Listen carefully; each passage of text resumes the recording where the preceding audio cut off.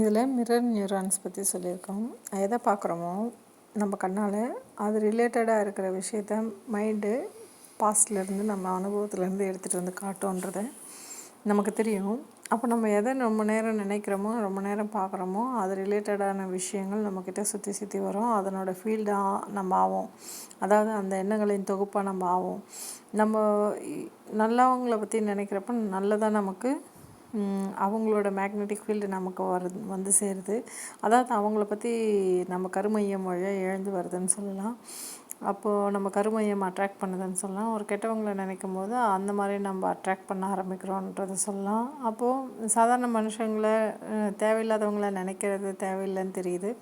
அப்புறம் குடும்பம்னு நினைக்கும் போது அந்த குடும்பத்துக்கு தேவையானவங்களுக்கு நம்ம என்ன செய்யணுமோ அது ரிலேட்டடான விஷயம் அவங்களோட உணர்ச்சிகளோட பிரதிபலிப்பும் நம்ம கருமையத்திலேருந்தும் நம்மளோட எண்ணங்கள்லேருந்து எழ ஆரம்பிக்கும்ன்றதும் அந்த எண்ணங்கள் சிந்தனையை மாதிரி செயலாக மாறும். அதற்கு ஏற்ற விளைவுகள் வரும்னு நமக்கு தெரியுது.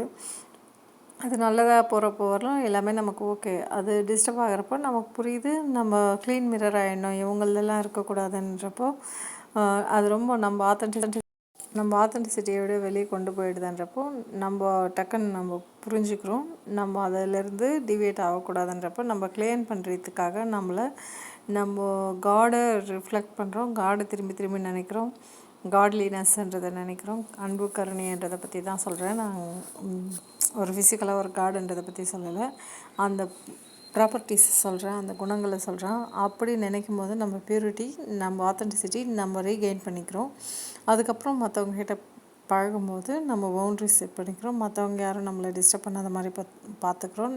நம்மளோட ஒரிஜினல் கேரக்டரில் நம்ம இருக்க ஆரம்பிக்கிறோன்றதும் நம்ம மிரர் காடை மட்டும் தான் பண்ணணுன்றதை பற்றியும் நம்ம பார்க்குறோம். இதுக்கு நம்ம பொதுவாக கார்டன் மட்டும் சொல்லாமல் அதுக்கு கொஞ்சம் கீழே இருக்க நம்ம குருமார்களை சொல்கிறோம். அதுக்கு கீழே சில புத்தகங்கள் சொல்லிவிட்டு அந்த புத்தகங்களில் இருக்கிற மாதிரி சமயம் சாராத நல்ல விஷயம் சொல்கிற புக்ஸை பற்றி சொல்கிறோம். அதுக்கும் இது பார்த்தோன்னா நம்ம ஊரில் இருக்க நம்ம ஃபேமிலியில் இருக்க பெரியவங்க சொல்கிறது, பேரண்ட்ஸ் சொல்கிறது, டீச்சர்ஸ் சொல்கிறது, இந்த மாதிரி நிறைய விஷயங்களை நம்ம எடுத்துக்கணும்னு சொல்கிறோம்.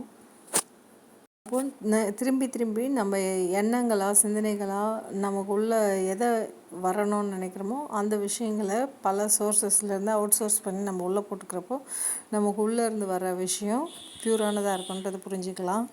இது உங்களுக்கும் புரியும்னு நம்புகிறேன். இதில் இருக்க விஷயத்த படித்து பாருங்கள். நான் அதை டிஸ்கிரிப்ஷன் பாக்ஸ்லேயும் கொடுக்க ட்ரை பண்ணுறேன். படிக்க ஈஸியாக. தேங்க்யூ.